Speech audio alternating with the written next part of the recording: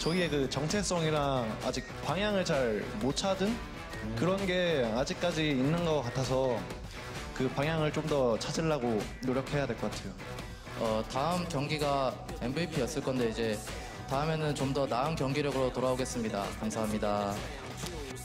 항상 와주시고 이렇게 재밌게 봐주시는 것 같아서 감사드리고 앞으로도 많이 응원해 주시면 좋겠어요.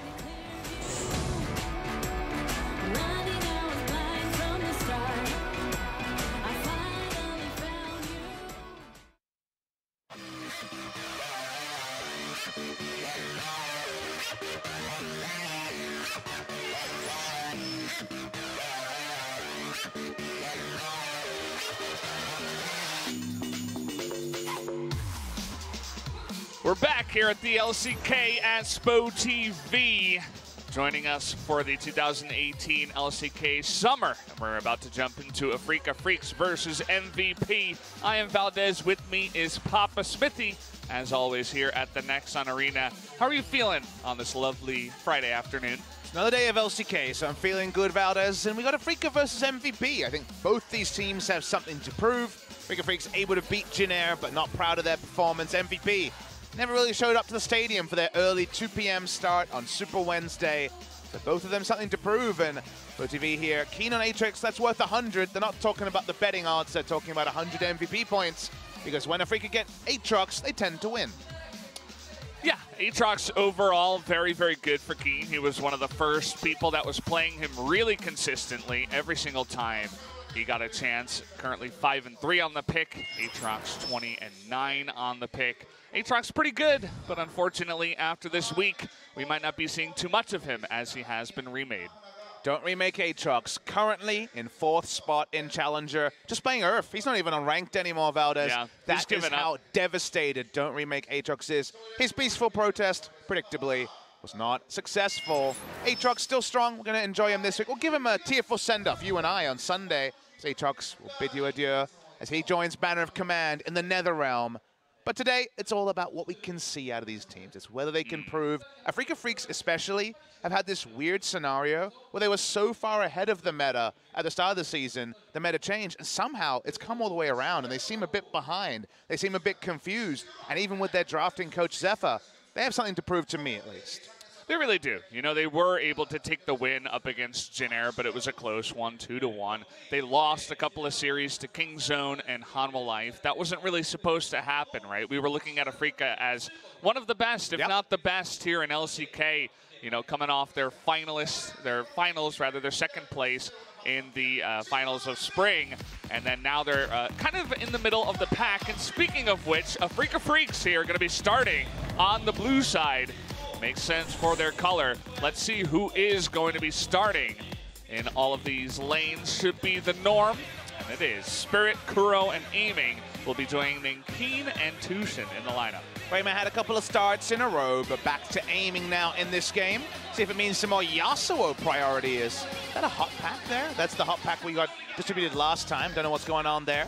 Pretty hot over here in Korea at the moment. In summer, LCK Summer heating up as well. 3 match days left before the Rift Rivals break. Enjoy some patch 8.12, and hopefully we can enjoy some new stuff from the Afreeca Freecs. Yeah, it's interesting that they do have the hot packs. I think it's just the AC in the booths. You know, you want to keep your hands warm, even if through artificial weather in the booth you are a little bit cold. Not satisfied in the middle ranks. And the Afreeca Freecs, like we mentioned, we had high expectations. Previous finalists, the expectations were clear. It seemed set up for them in kind of the same way the slow meta in spring seemed set up for Gen G, then KSV. Sometimes that actually counts against you. Their opponents today, MVP, a good season overall, but damn, did they look poor against Hanwha Life. Yeah, they got bopped as a esports philosopher once said in the past, a boppening is when you get destroyed by Hanwha Life 0-2, and it really happened. It was fast and easy for them. Hanwha Life, at least, they're on a bit of a roll, but they're not going to be playing tonight. It's going to have to be MVP who want to do a little bit better than the last time they showed up here. We found out that if you compliment ADD, like if you compliment Tucson in 2017, it goes horribly wrong. So I'm just not going to mention ADD at all and focus on MVP strategy, which, as it's been very succinctly put, is to play their own game. MVP have very rarely been a meta slave kind of team. They try new stuff, they play Scion support. Their Baron control in the past was, let's say, rough. They were very optimistic around smite battles. They're definitely a little bit more calculated around the Baron, but there's still plenty of signs of old school MVP shining through. Yondu, please carry. And, well, he's been doing that a bit on the Sejuani. He's currently 3-1 on the pick. And we'll see if he does get it here, jumping into key points. Not the pick and ban just yet, getting a little bit ahead of myself. Afreeca Freecs, strong in vision control. You guys can see all the ridiculous vision and warding numbers they have on the bottom. What's placed per minute is not always that you are the best at vision control. It's definitely the most vision control. It's the sort of thing that can lead to big advantages. Afreeca can play pick comps. They've been known to do that. Honestly, it's usually Kuro in the mid lane as one of our big pick champion players. He still plays LeBlanc and Nivea. These champions can fit into those comps. So they do try to turn their vision into picks and thus objectives. But Afreeca Freecs, again, a lot to think about. Even starting lineup is a bit up in the air. They've been staying away from marksman a lot. And MVP have been a bit more traditional, but they don't care about vision. They just fight. See hero, kill hero. Why not? Yeah, sometimes they don't see it coming, and then they're willing to jump into the fight anyway. Generally doesn't turn out too well for them if that happens. But you guys can see their vision score per minute on the bottom right. 9th in the league. That'll tell you a lot about what kind of team this is. And even though they're placed at 7th, they do have high damage per minute numbers. Just means they're fighting a whole hell of a lot. Really need to see them on the Rift, because big them up against Hanwha Life. We thought that was going to be the closest series a couple of days ago, and it was a blowout. So for MVP, see how they do in the first match of the day as Kuro stares into your soul, points straight at you, the viewer at home. No matter who's there, Kuro's the king. He is a former LCK champion a couple years ago on the Rocks Tigers. He has been their captain, and honestly, he's a bit of the heartbeat of this team. When Kuro's doing well, Afreeca Freecs usually are doing well. You guys can see the numbers here. 2nd in KDA, DPM, and damage percentage on the team. So across the board, really trying his best to carry the team on his back, but kind of waiting here in the middle of the LCK at 5th place. And let's take a look at the matchup here, the top lane. We're going to have to mention ADD here, although we did want to avoid it, but as it says down in the bottom right, you'll see his performance really determines the team's outcome. It's a bit of a meme here in Korea where they say, when ADD's doing well, MVP's on a roll. They look awesome. When ADD is not doing well, then it's the exact opposite. So it's basically what we were talking about with ADD. And definitely that meme passes the eye test, because they're 2-0 over Jined 2 series ago. He was popping off, flashing over the Cassiopeia ultimates as Malphite, doing lots of cool stuff. And then against Hanwha, really just seemed out of it, zoned out, wasn't even aware of his champion's position on the map sometimes. He walked past someone doing the Rift Herald and got ganked somehow just from poor awareness. So we'll see how the yo-yo's going. So theoretically, if you follow KT rules, he should be on the up today. We'll see if that yo-yo will be on the up and up. It would be a huge victory for MVP if they could take the win over Afreeca. Afreeca definitely the favorites coming into this one, but they still got a best of 3 ahead of them. Let's jump into pick and ban for game number 1. On patch 8.12 today, guys, there's actually a bit of an update. Aurelion Sol has been disabled, which is going to be very relevant for Gen G in our 2nd series. So you'll remember we had 2 champions last week that could not take Smite, Talia and Karthus. That restriction is gone. Only restriction at the moment is that poor old Aurelion Sol is a thing of the past. Yeah. See you later. Won't be seeing him. Feels like once a year has to have the same bug and go away. Sorry, Aurelion Sol. Again, it really only affects Kingzone and Gen G because no one else has an Aurelion Sol player. Actually, if Justice plays, it affects him for Jined. Yeah, but Justice doesn't play, unfortunately.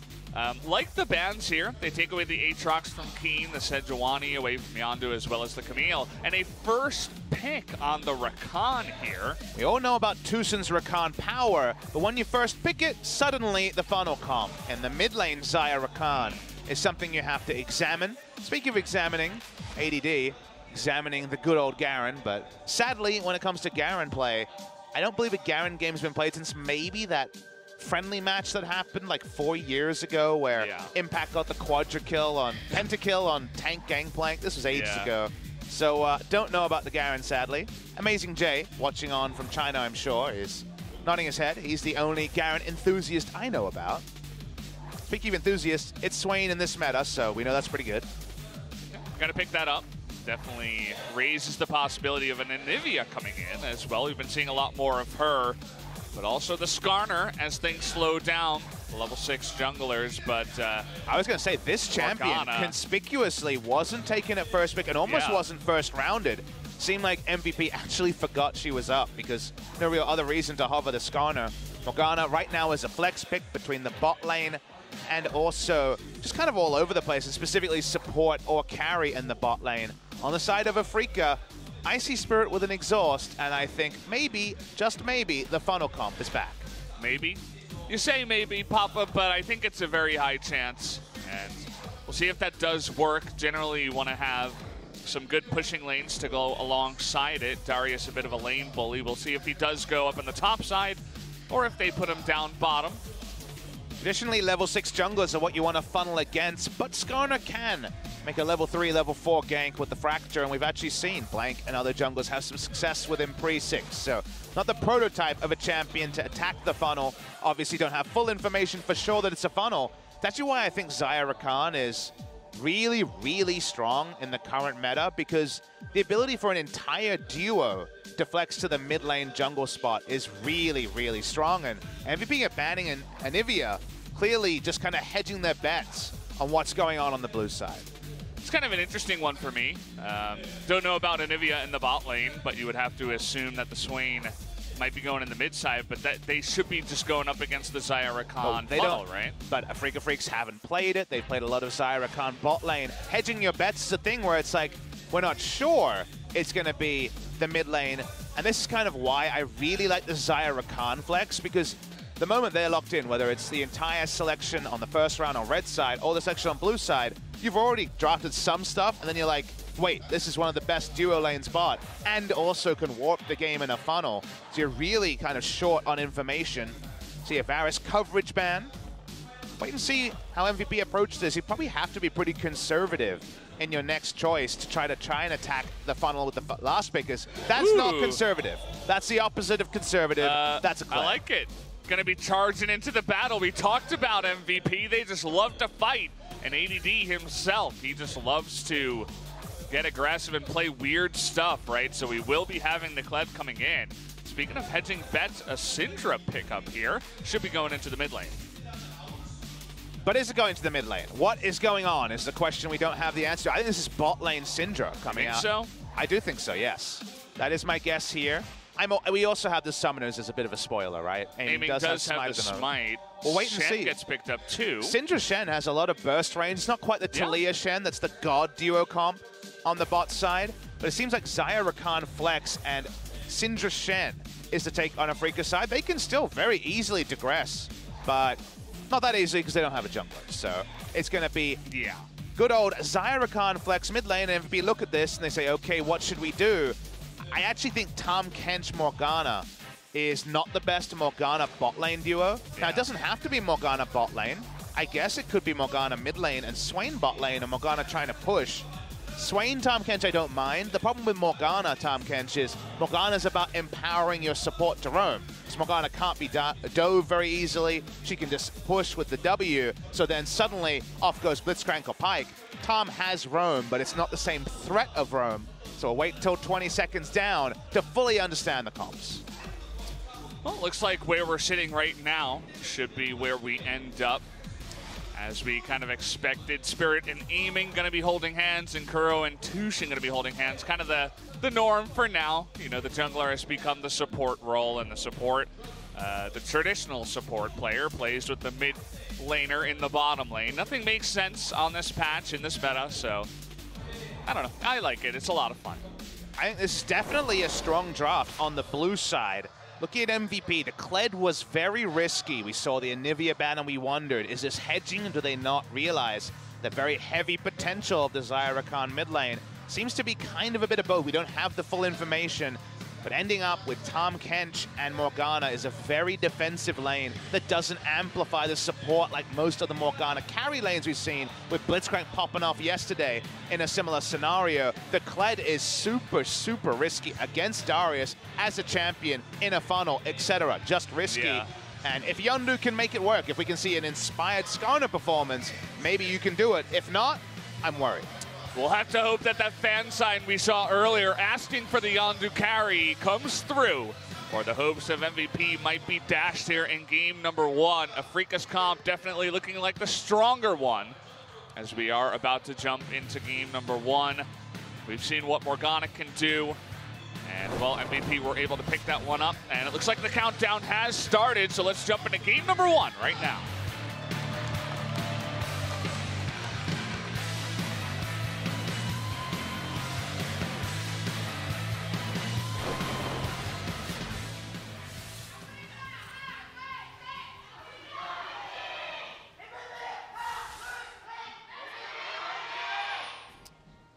Can we get Among Us in the chat for that one? I mean, the MVP cheerleader has always been very spirited. Today, he really wants to see some good stuff, and after their last loss, you can understand his slight amount of worry.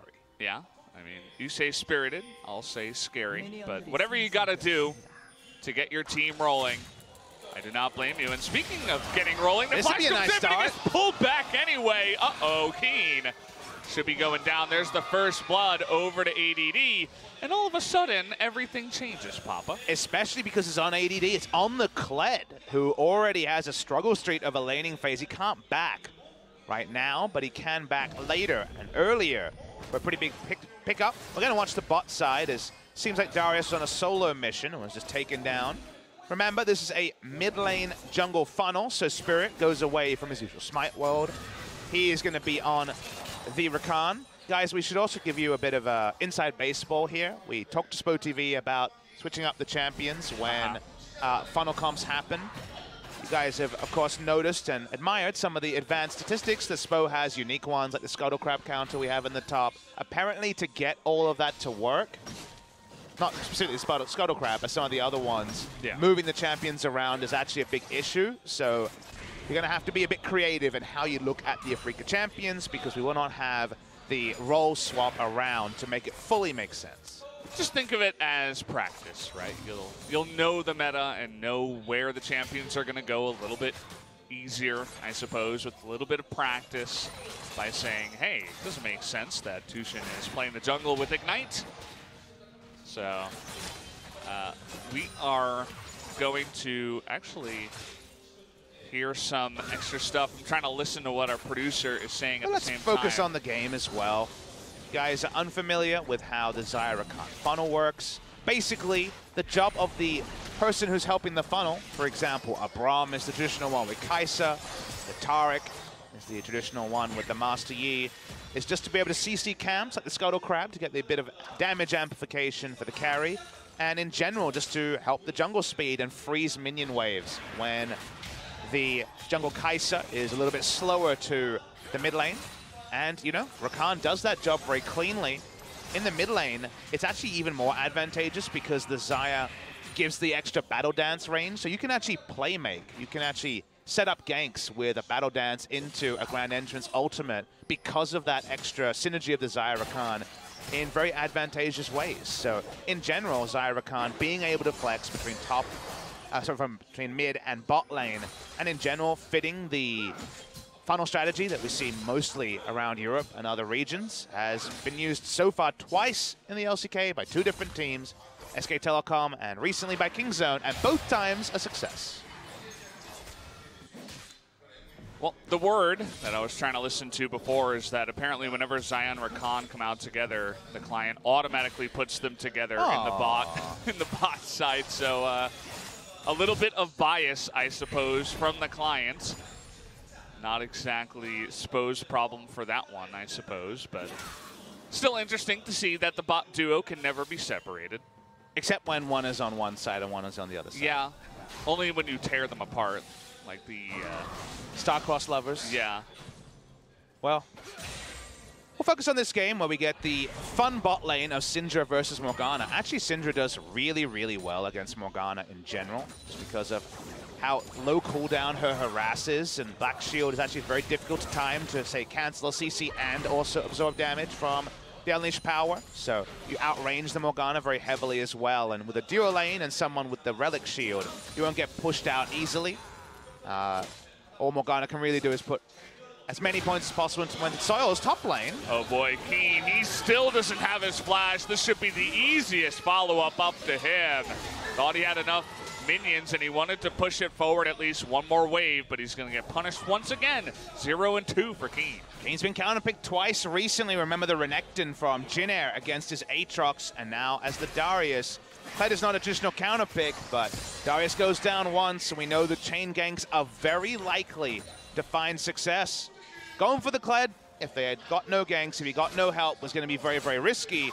When Kled gets items, it can certainly help you against a funnel, and definitely on chasing down a Darius with that big Kled ultimate. I'm sure he's going to be feeling pretty good about this one. The Skarner gank comes in level 4, just like you were saying, and it goes to the perfect target. Chilling Smite, holding on to the Fracture, gets the stun in. It's a lot of CC. Kled does the rest. Going to be a very early Titanic Hydra in this lane coming through for ADD, that is for sure. He's going to be having fun. Speaking of having fun, they get the root here onto Ian, who does pop his ult, but the Ignite is ticking. We're going to turn it around. Here's Skarner. Featherstorm going to be forced out. It doesn't look like they can get the kill onto either of these members. Feather's not going to go through either, and so Ian will survive. So summon a trade, exhaust for Spirit's Ignite, and that particular one does end up being too much. Ian didn't have to flash, that's the important thing, and the next time that sort of all-in happens, his stopwatch will be online in a minute and a half. You will notice plenty of stopwatches this game. We actually had Afreeca last time out take 5 in a game, so the stopwatch meta is coming back. I saw the 8-13 changes, and good news, Valdez, they're going to extend the game, so I think my guess is that from the 8-11 meta to the 8-13 meta, my prediction is that average game time will increase 10 minutes. So, you know what? The 94-minute dream that I'm sure a lot of our viewers would like to see return, becoming more and more real. Yeah, I don't know about 94, but we'll definitely get some really long games. Maybe we'll try to cast in slow motion for those ones. But it will definitely feel like they're in slow motion, especially if we come off of this meta into that one. But who knows? Maybe 8-14 will be different. I don't know. Riot's been making a lot of different changes, fast changes recently, which I do like. So they've been listening to everybody's feedback and trying to make the best changes for everyone. All I'm asking is, when it eventually reaches Worlds, no Ardent Sensor patch for Worlds. Let's just have a Worlds where there isn't anything that's a must. I know that's a lot to ask because there's champions, items, etc., but even the spirit of that, please try to make it happen. Well, we'll see if Spirit makes it over. Hasn't secured their spot just yet. But he's trying to do so by playing the funneling Rakan, who somehow has taken 7 CS, stealing that away from Xayah. Classic jungler. Yeah. Didn't go for the Relic Shield, of course, because it has a ranged auto attack. That means that it's coin. In the freeze, sometimes things happen, but 7 is quite a lot, actually, when you're evaluating a Valdez. As we mentioned, contrary to support, and even sometimes mid lane Morgana, you will be just straight up W max on the bot lane carry Morgana that Pilot is playing. 5 points into it rather than the 3 and then Q max that you see in other roles. Actually, in teamfights, you just get a lot of, it's seemingly non-impactful damage from the Morgana, but with the CDR that was added to it on champions, it does tick for a lot of damage overall. The damage dealt by Morgana in the late game was always one of the things she didn't have when she was in the mid lane role years ago. But because of that CDR mechanic, it actually does creep up. Yeah, I've been seeing a lot of games with Morganas in them where she does immense amount of damage. Speaking of which, Yondu looking for a gank down on the bottom side, but Syndra has always been quite good at pushing. Another control ward comes down to spot Yondu. They will push him away. Be continuing to push in. Remember what we said about Morgana in the bot lane. Usually it empowers a roaming support. So all this is really doing is getting a little bit of chip damage on the turret, but otherwise they are trading CS, so they're not getting the same lead that we saw other Morgana bot lanes happen, with Gorilla popping off in the mid lane on Blitzcrank, other roams happening. Pike, for example, from Afreeca looking fantastic. We're just seeing MVP push and get incremental turret damage. Morgana's auto attack range only around 400, so she doesn't get the most. End result is, yes, it's a safe lane. Yes, they're not going to lose lane from it. It's not the big advantage we usually expect from Morgana bot. Yeah. When you look at the composition overall, I mean, Kled is definitely going to have to shoulder a large portion of that damage, but he'll be split pushing. See if he can make it into the fights. You'll have Swain for overall sustained damage, but you don't really have the crazy late game damage that a Xayah funnel can really do here. Big thing this Morgana does is Morgana's actually roaming to the top. They're trying to end the laning phase on the Darius and keep pressure on him. Is the big AP Black Shield helping someone like an Aatrox, but also a Kled. This Kled is going to brawl forever. Speaking of brawls, well, smartly, Keen was just like, no, I'm getting the hell out of here. Thank you very much. Yeah, and that does mean that the first turret will go over to MVP in the top side, so they're really trying to push this forward. Lane swaps to get turrets, a big thing against Funnel. When we had Funnel a lot in the first week and the second week of the season, we said our win condition against Funnel was 3 outer turrets by 15 minutes. That's 1 turret down. They can get a couple more if they can keep it up. This is the sort of tempo you need from MVP. Yeah, it definitely is that kind of tempo feel. It's one thing into another. You push it up into the top side, you get the first blood turret. Afreeca tries to respond down here, but it takes them a long while. And meanwhile, you're getting the Rift Heralds here up in the top side, and your Swain's farming all along. So you're not feeling too bad about this situation. And I like that you talk about that, and when we're really zooming in on the tempo, it reminds me of the 1.5, 2 patches we had where Rammus top lane was a thing. In the lane swap meta, Rammus actually became a decent top laner because as everyone was swapping, he would powerball and get to the lane faster and not have to use teleport. You can actually use Kled ultimate. We see it go back to lane a lot. If it comes into that point where you're really about tempo trades, something like Kled ultimate in a non-combat sense can actually help you keep on the pressure by getting to the minion wave so fast. Yeah, definitely is true. MVP playing this well so far. You know, they've gotten a lot of pressure up in the top side. They're getting that map momentum we were talking about as well with the Rift Heralds to eventually push. But also the Xayah funnel isn't popping off in a huge way, right? 138 at 12 minutes isn't out of this world farm. It's not like she's taken over the game just yet. She already paid the Skarn attacks as well as the QSS very, very early into the game. So item timings going to be a little bit slower onto the Xayah than you might have wanted, with the expectation of monopolizing and funneling a lot of farm onto her. If the funnel isn't getting levels and items, then it's always the question of, was it worth it? So while it certainly hasn't been punished to the maximum, it's only a turret trade. There's no big lead in scuttles. Still like the last move that MVP made. Take a look at the sad life of Keen in game number 1. He is down about 40 CS. He's 0-2. He only has a phage with level 2 boots, so he's not going to be snowballing into much here early on in the game. They're going to have to wait a long while before that Darius gets online. Might give MVP a bit more time to run away with this game.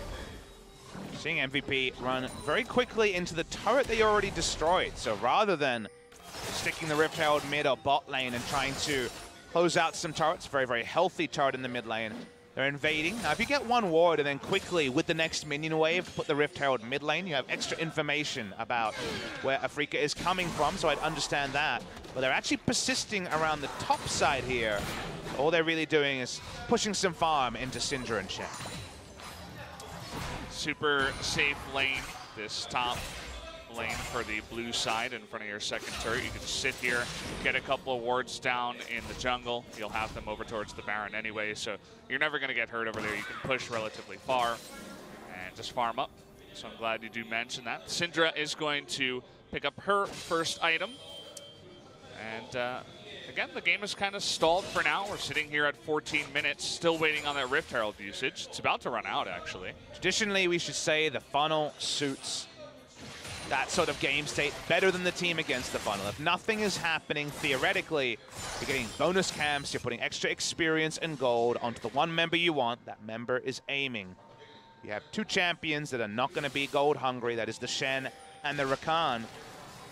Natural extension of the support role, receiving so many buffs over time. We finally see the Rift Herald in a side lane. It's going to be bot lane. Didn't see the turret HP, but I know they chipped away a little bit at least. Yeah, looks like it's going to get a good charge down there, and they're trying to get on top of that second Drake at the same time.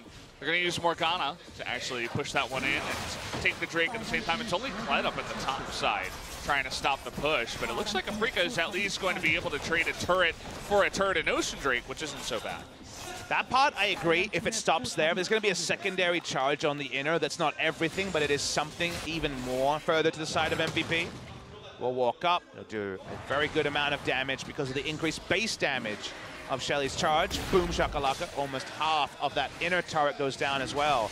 But still, overall, a bit of a negative tempo trade, but Afreeca, you know, beggars can't be choosers. They're trying to find things without fighting because they know that Darius desperately needs to find at least a Trinity Force to be relevant. Still waiting on it, and MVP, they don't want to wait. They want to fight. This is what MVP does. They've got a couple of control wards in the jungle, and one blue trinket is going to spot 3 of them. They say, hey, this is weird. Where did they all go? Could they possibly be in our jungle as it's MVP? The answer was absolutely yes. And there's just really no upside to face-checking Morgana, Tom Ken, Swain. In general, there's a lot of catch on the side of MVP. MVP at their best had that one team comp we knew of as, well, we'll hold the point as Keen might die again. This is just the bully Keen day. Yep. Trying to go for the Kled ultimate, the charge up on the top side, and well, they have a nice little push up here as everybody is very fast with the Kled, but not only that, the Abyssal Voyage able to get up to the top side very fast, and already getting a nice bit of damage to the tier 2 turret in the top side. This tendency is applying to turrets. One of the reasons that Kled from ahead can actually have quite a lot of turret pressure, and Darius can't approach lane 2 to 3 levels behind. It was level 9 when that play started. MVP at their best back in spring of last year when they finished 4th overall and qualified for Rift Rivals, had one team comp they played. You could kind of name the champion for champion, but basically it was the top side of the map that was most relevant, and it was Sion, Elise, Syndra. It was pick comp. They were a pick comp team. That's what they kind of put together every time. There's a lot of pick in this comp. They're not as far ahead as they want, but because the Darius is so tremendously behind, you can see in terms of gold amount, he's actually only a little bit ahead of the 2 people of the support on the enemy team. Remember, the reason the funnel works is you have 2 people that don't need items. You have Shen, who's just going to have a bit of health. You have Rakan, who's going to have a bit of health. And you have carries who need levels and items to give it all to the carries. The carries actually include the Darius, so it's almost like they have a 3rd support on the map in the Darius, who right now doesn't really do anything on no items. That means that Afreeca can't take the sort of fights that other comps can when they're funneling around 20 minutes because their Darius needs some gold. You guys can take a look at the gold advantage graph we do have here. A bunch of kills and turrets over to the side of MVP, but as of now, it's actually equal in turrets, 2-2. So not a huge lead there, but already 4,000 gold is not half bad for 18 minutes. Could have been a little bit faster, but it's not terrible right now for MVP. They've been able to contest a lot of camps. They're trying to take away another one away from the Xayah. Well, Kuro's really good at taking camps away, it turns out. You know, Syndra was always good for that. It's little things like that. You can always make sure you get the CS or the buffs.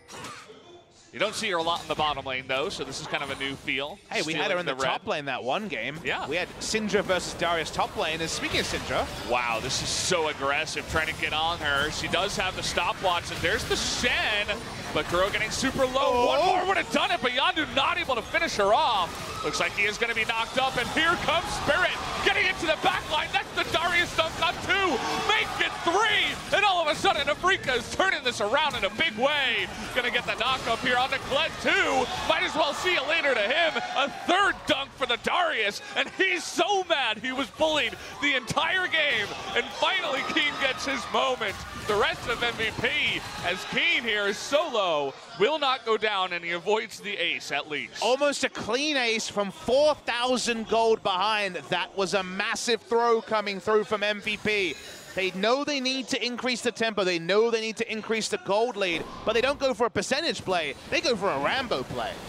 I mean, this is insanity. You're abyssal voyaging underneath turrets. He has stopwatch and a Shen and the QSS, by the way, which Yandu's like, oh, didn't notice that, and then doesn't matter how far Darius is behind, when the rest of his team does the damage, he can catch up real quick.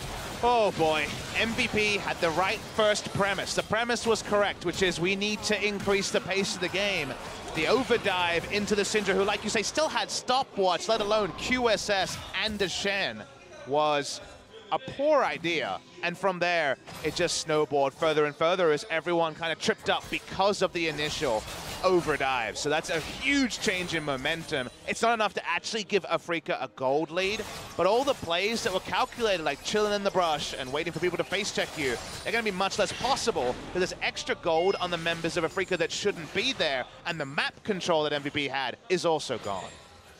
Keen from behind with no items does the most damage in the fight. That's just what happens with Darius when you get a bunch of kills thrown to you. I'm sure you guys have experienced this in solo queue from time to time when you're playing against Darius. And, well, that's really good for Afreeca. They have their Xayah now getting online. She's 103, 260 CS. She's picked up her second item, Nornan's Hurricane.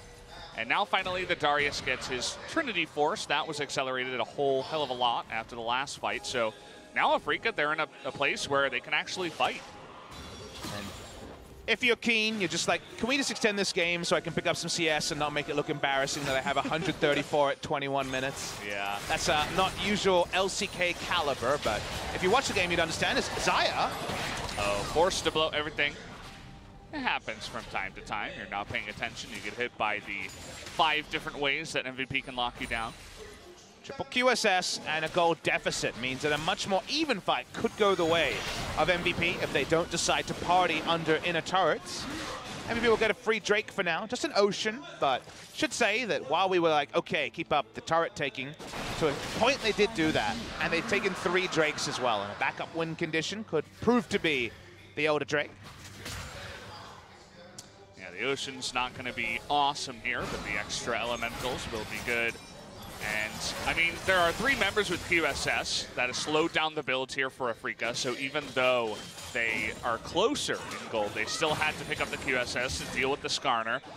And then again, you still have this Darius that is not tanky because his build has been delayed, so maybe you just grab the Darius if you can get on top of him as Yandu, and I'm sure the fight will go your way after that. You have to grab somebody, and it seems like Darius is one of the few people available. The Shen, I guess, would be one you could consider as well. Probably not going to be a QSS from the Shen. It could be if Tucson really feels like he has to be the one to face check to put down vision, but we already saw him on that job previously. It is no fun for the Shen support. Darius himself, it does end up being a QSS. So the gold lead here is actually pretty huge for MVP. Yes, Skarner's ultimate isn't going to be super high value, but you can use it on Darius, and it's decent with pre-Sterix. And the combat stats on the side of Afreeca are lower, so rolling in with ADD, who, by the way, is a monster. He has 2 items and a bit already into this game and went into a bad matchup to begin. Not a full self-counter pick, but not a great matchup at all for the Kled. All the ganks, all the early game have really set him up to make some big plays. Need to actually see one of those big charges come through to justify the Kled pick. The only charge we saw was up in the top side. They got a bit more than half the inner turret's health and damage off of that play, but no big kills into a big objective just yet. Sitting here at 23 minutes, they do have a Mountain Drake. They could look to make a pick into Baron here. And let's talk about Afreeca Freecs, because they were able to just about get over the line of Jin Air, but the tears in Umti's eyes told you that was a close one. They definitely don't come away, Afreeca, smiling, apart from the fact that they picked up a match win. There's a game there, game 2, where Jin Air was ahead for about 20 minutes and could have taken Baron, but wouldn't pull the trigger. Let's see how MVP is about pulling the trigger, because we're at item timings now where it's time to go. It's time to initiate. They have Morgana, Swain, Skarner. They have a charge. Everyone has the ability to gap close and make things happen. So right now we want to see, on the side of MVP, control wards littered around the Baron and then forcing Afreeca into a bad face check because, yeah, 1 QSS is fine on each member, but apart from that, you are set up for success as MVP. Yeah, there is a reason why the 4 members do get QSS. It's not only the Skarner, it's the Swain, it's the Binding too. It's all of this follow-up that can come in as well. Obviously, you want to deal with the first one, the hardest one, which would be the Skarner. But, hey, it's on cooldown. You get another follow-up hit, and you're in trouble. So this map state is a problem by MVP. This is where you're seeing a mistake. Kled goes bot lane, huge gold advantage, huge item advantage over Darius. You understand that part? He's spit pushing, he's away from the Baron, he has teleport. That's a very common mechanic. He's drawing pressure. At some point, someone might be tempted to go and gank ADD.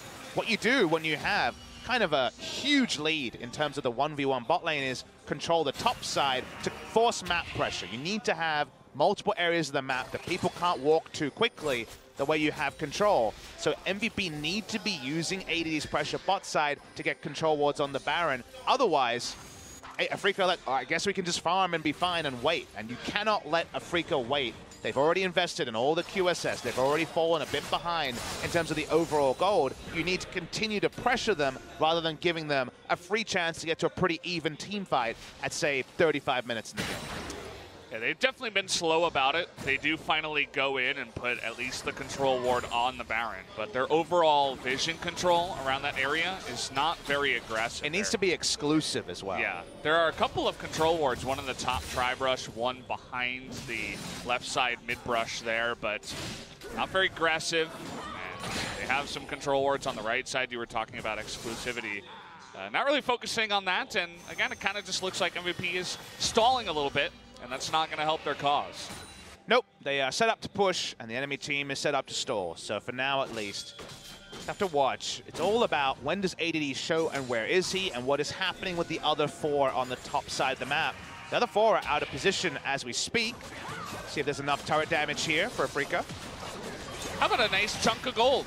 Stun them back, attack, and run away, but we do have the charge that should come in from ADD. Are they going to commit?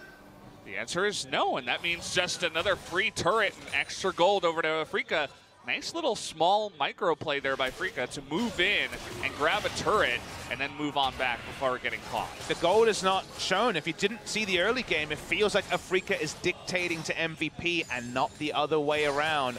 And already that lets you know that's a bit tone deaf with how good an early game MVP had. So we're looking for MVP to find a way. Finally, the control wards are starting to be there.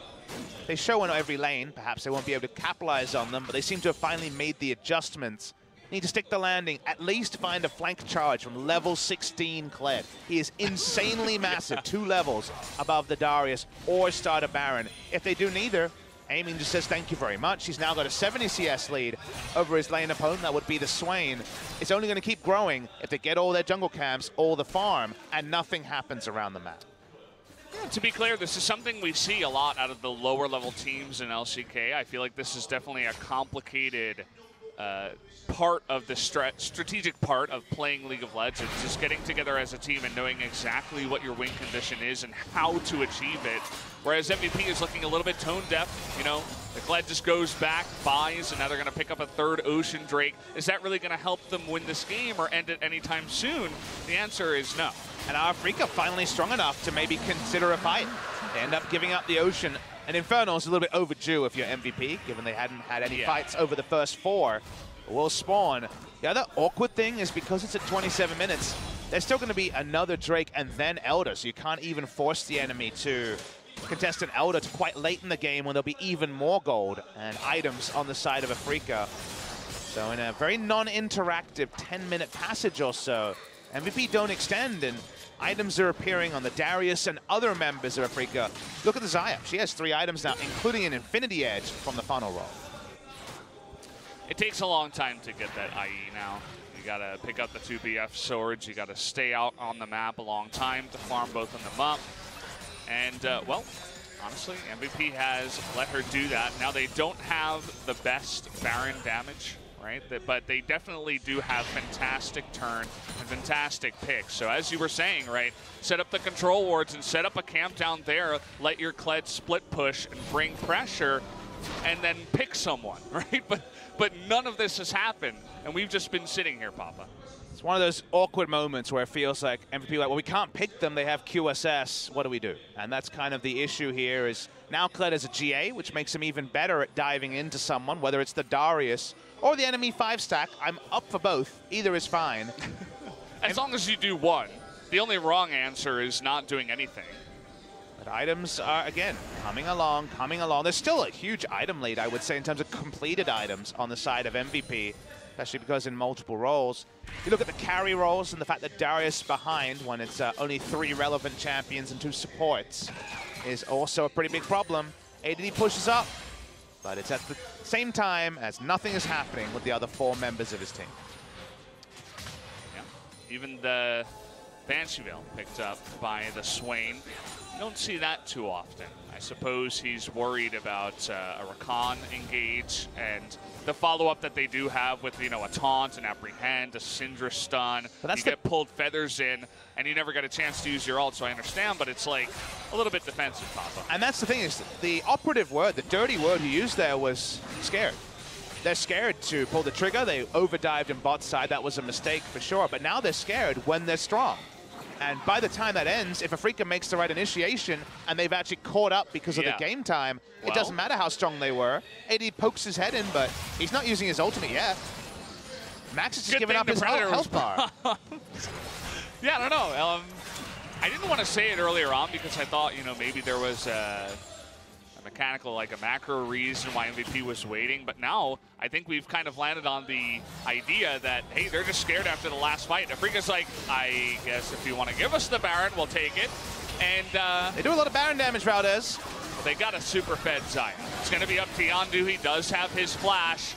Nobody's moving into the river right now, and actually Afreeca are going to respect this, so we are going to have the Baron started, stopped, and again, nothing will happen. And Afreeca are not a 50-50 Baron team, so that part makes sense. I thought this game would just be 30 minutes of nothing and then a 50-50 Baron for some reason. It didn't seem like it was going that way, but Afreeca wants to play it controlled. I agree with you. They're definitely surprised by the position they find themselves in, the giant door that was held open for 20 minutes that shouldn't have been. Keen was definitely getting bullied, but I think there was definitely the parent-teacher interview and like the mom and dad came in, and now suddenly no more bullying can happen. We're much nicer on the Rift. Everyone's just saying, you get some farm, we'll have some farm, 50-50, and that's the problem. We actually need some bullies. We're actually endorsing bullying from MVP, but we're not seeing it. They're just being too nice. Kled's personality definitely feels like he's a bit of a bully, but ADD not using that to his advantage, just pushing in waves, heading towards the mid lane, and again, it might not be ADD, you know, it's definitely a team issue. Someone's calling him off every time he's gotten opportunity to engage 5v4 like they had in the mid lane 3 minutes ago, by the way. Now you're getting irritated, Valdez. I'm like, come on, guys, let's do something already. This is the equivalent of those solo queue games where you style for extra kills and never take objectives and then wonder how you lost in one fight. Well, you do that, and then you get caught one time, and then all of a sudden it slowly goes the way of your enemy. What happened this game again? They were really ahead, and then they overdived bot lane and got caught one time, and it's slowly gone the way of Afreeca. So it is basically every solo queue game. There you go. And you have a comp that doesn't scale amazingly versus one that does quite well. And then your teammates start blaming you when their Darius blows you up in 2 hits. But you see games like this even at the pro level where the initiator, you know, the person who makes the shot calls, screws up. They did screw up in terms of the dive bot lane. And then suddenly, not as much talking about initiating, suddenly, who's the next person to make the shot call? We, of course, don't have the comms open. That's what it feels like here because everyone's just farming, happy farming time. As Afreeca to say, I guess another try at the Baron? I know. They're like, well, okay, I guess if you want to give me a Baron, perhaps I will take it. Afreeca, they are definitely gaining confidence as MVP loses confidence. Aiming now at 450 CS, basically, 4 items. He's actually Flame Horizon, very back-ended Flame Horizon. When this game was being won by MVP, there was 20 CS between Swain and the champion who was funneling. ADD doesn't want to pull the trigger. He's going to pull away, and now 120 CS lead. Well, they hit a bind. And then disengage. You're like, oh, no, that must be bad. Let's back off. It's a good thing they killed that Ocean Drake, too. Now they give Afreeca a chance at an Infernal. Afreeca have positioning on a Drake 34 minutes in. Things I didn't expect to happen in this game. Yeah. I don't want to be too mean, but it's definitely a little bit frustrating to watch the game go in this manner. And, of course, now that position is taken by Afreeca, MVP's like, oh, hell no, we're not going in there. Oh. Definitely a good game to VOD review if you want to learn a bit about macro strategy. We tried to just show all the different times. Sadly, we don't have the illustration, but I think it was pretty clear all the times and angles MVP could and should have done things. They haven't done them, and Afreeca now can just accept a free Infernal out of nowhere. Game is very, very close in gold, only 2,000. The Darius is going to have a Guardian Angel on 3 items. Almost item parity against the Kled somehow. AD pushing up, but of course, if you try to split push inhibitors, you find out that there's a big defender's advantage with home guard buff post 20 minutes, and Afreeca says, maybe let's try the Baron again. Hey, why not? Well, Afreeca, looks like the Rakan is going to try to charm everybody back. A nice another knock up there, but it is getting low. Might be a 50-50. Yondu looking for it, but it goes over to Shen. Of all people. Shen picks it up, and there you go. Yondu going to get pretty low. He is going to get devoured up here. ADD looking for the engage now, but it's too late. Too little, too late. You're 10-15 minutes late, and that means the Baron goes over to Afreeca. They're going to be feeling pretty good about that. Looks like the Unsealed Spellbook Smite from Tushin is probably what picked that up. Ended up being a 50-50 again, Valdez, though, as we saw the Skarner come over the wall. Actually, my MVP was keen in that fight. He just stood in the brush and waited to block the ultimate coming in from ADD. It meant that ADD could never get into the fight on the Kled. So the Kled gold lead, still 120 CS. It's been Flame Horizoning for a very long time. Counted for nothing in that fight, and Afreeca try an objective 3 times. They like the moment they get, and ends up just being a secure for the side of Afreeca. And now that we're here at 36 minutes and the Xayah is nearing 6 items, we are going to begin the push with the Baron buff, and, well, MVP will see if they finally have the heart to engage on top of a team that is now scaled better than you and has Baron buff. They at least get the QSS out of aiming. That's something. Accuracy from Pilot's been good. Another nice binding. Yeah, hits another one. But again, you generally don't want to engage on those outer turrets, the inner ones, when you're going up against Baron, so they're just going to give that one away, and Afreeca will back off and look perhaps towards the top lane. Afreeca are slow and steady, going to be able to find a big lead over MVP, it feels like. It might just be teamfight execution of MVP that finds them back in, but it didn't need to be that. And Afreeca are just the kind of very honest business that paid their taxes early, 4 early QSSs because of the Skarner. They fell behind, they had a bit of a struggle in the economy as things began, paid their taxes, and just waited for their moment. MVP never kept the pressure on, and their moment eventually came post 30 minutes. Yeah, you can see the gold advantage graph even flashing a little bit, having a bit of fun. It's just the slow, steady gain by Afreeca back into the game. MVP still somehow have a gold lead here, about 700 gold. But now they're going to begin pushing in the bottom side. They have this big wave, but, well, they're going up against the Darius and everybody recalls, so... One of the most frustrating things, Valdez, to face when you play against support Shen is when Baron actually comes on the Shen comp, the damn support is split pushing, and that's what will happen. Shen does split push, has a true global, one of the few in the game. So actually begins the split push, so while we were seeing a 4-man defense, Tucson has actually already started bringing this push to the mid lane, and they're going to have a huge grouped minion wave by the time it actually crashes. Yeah, this is going to be the moment for Afreeca now to push in after dealing with their waves in the top and the bottom. Once again, paying their taxes. They get the Rakan here. no use on the QSS. Spirit's like, no, you don't have enough damage to kill So me, many actually. minions. Yeah.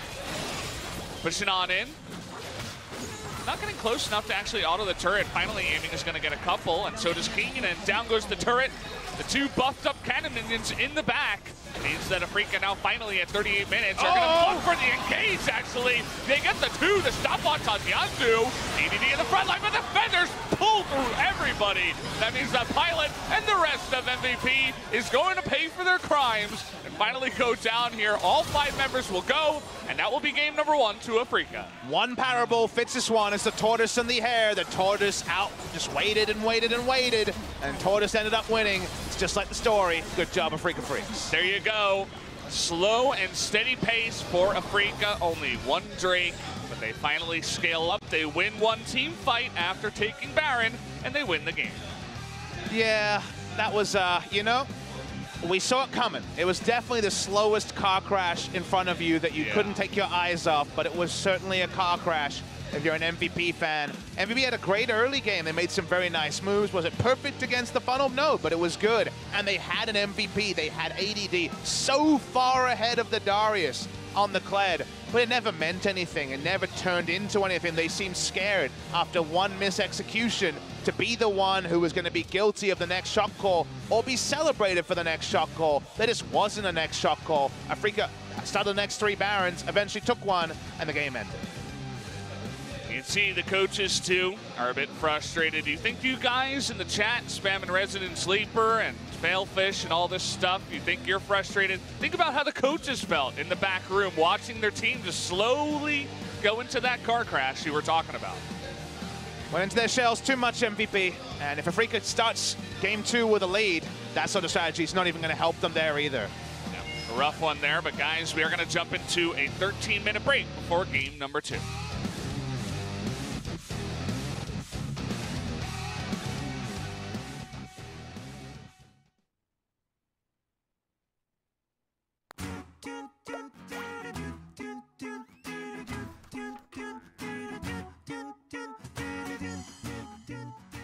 안녕하세요. LOL 신문 10답의